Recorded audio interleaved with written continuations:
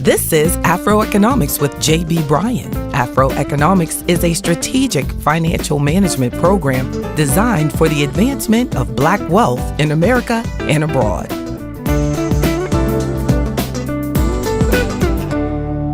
Love and money. You, me, and money. How about that now? A number one reason for breakups, money? I can't believe it, but that's what it says. There are so many relationship issues over moolah. Often money is the issue, but no one wants to talk about it. How about they say that you'll talk about sex before money? That's amazing. Allow this podcast to be the icebreaker. Then I say, let's have some candlelight dinner, chill, and put me on in the background. Let me be the icebreaker, and let's talk about some money and bring money into your love life. Let's think about some of the key ways to stop allowing money to destroy your relationship. So one, the first thing is, let's be honest from day one. Only spend the money that you can afford to spend. If you don't have it, then and they don't understand that you don't have it, then it's better to break up sooner than later, because it's expensive if you break up later. If you end up marrying someone who thinks that you're rich and you're not, you need to really be honest up front, especially when you start the whole process. And it really is important to just say, hey, this is the way I think that we should work it out, because statistics show, and I'm talking to the men now, statistics show that many women are making as much money as you are. Now, women are making money. So when you start dating and you're carrying the entire load of the dating and the courtship process is on you and you can't afford it, then it's time to hey, man up and tell her the truth that, hey, I need you to help me on this. Now, I do believe, I'm still old country girl, that I do believe that it should be that men should date and they should pay for a lot of the dating process, but it doesn't have to be so expensive. And if she doesn't understand that, then you have the wrong woman, because I think that it really truly is the thought that matters, that it should be just as if you're the type of guy who doesn't have a lot of money, but you are willing to go on a picnic and you are willing to make the food and take her on a picnic. And she says, well, no, I got to go to this expensive restaurant and that's what I require. Hey, then God made it easy for you. That's not the woman for you. So make sure that she has the same expectations from you, how she views having a financially healthy relationship, if that's true for her, or that if it's okay for her to go into debt and use credit cards and to build a relationship on you going into debt in order to impress her, that's not the one. If it's okay for her for you to refinance your home in order to buy a wedding ring, then maybe that's not the woman for you. And maybe you should not be even considering doing this. But these are the type of emails that I get. They say, I'm going to take my rental property and I'm going to refinance my rental property and I'm going to buy the ring that she wants. Now, do you think I should? No. Exclamation mark. No, that's crazy. Don't do it. But that's what she wants. Well, hey, you're going to have to deal with the consequences, because she's always going to be giving you another hurdle and you can't afford her hurdles right now. And then another point, folks, is that people will indeed talk about sex before money. So remember that. I said it at the beginning, that if you're talking about sex and they're not willing to talk about money, then you have the wrong person also. So get a financial advisor.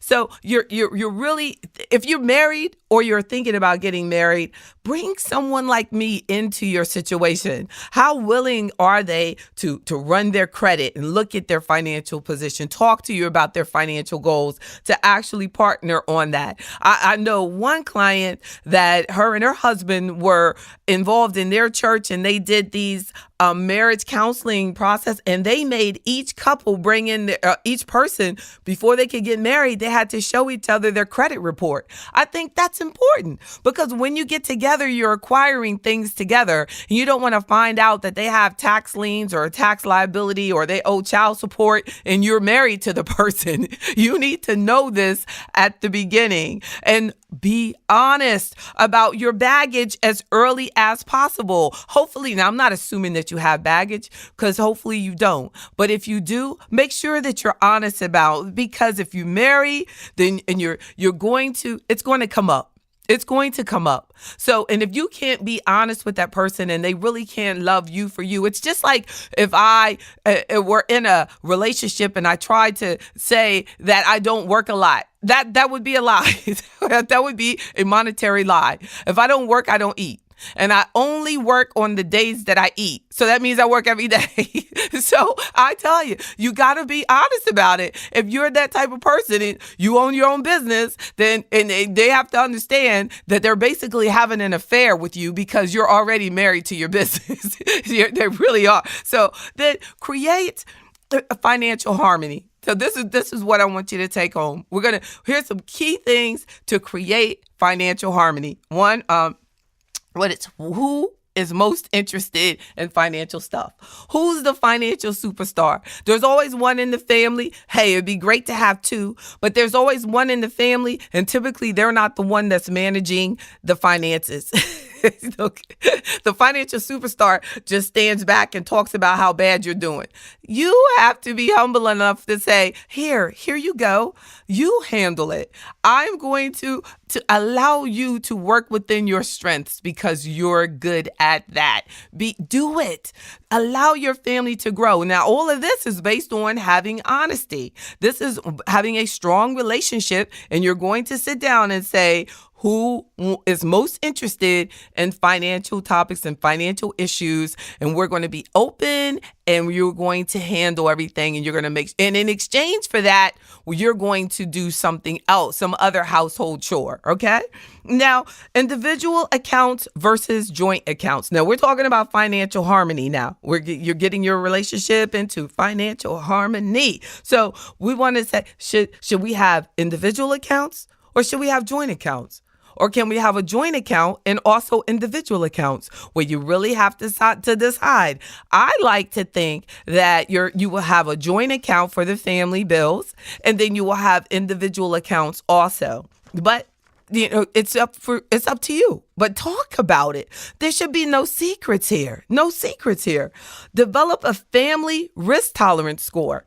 Because when I do risk tolerance, for my clients that are investing, I get their risk score, but it's for an individual person. So I would say we take your score, their score, and then we do an average risk score for the family. And then when your family, if you have a joint investment account, then it's based on a joint risk tolerance. Too often, I was just sitting with a client and she was telling me that her retirement account at work is invested based on her husband's risk tolerance.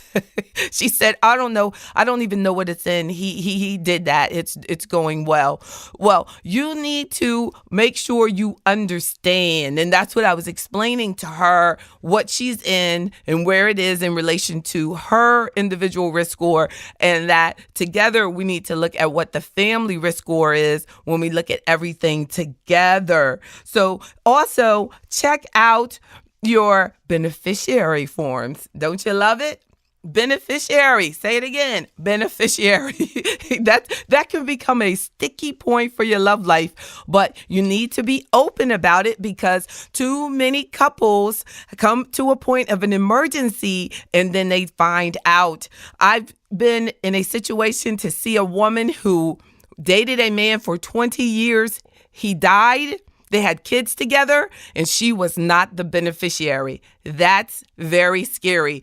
Look at the beneficiary forms and make a commitment to being open and honest.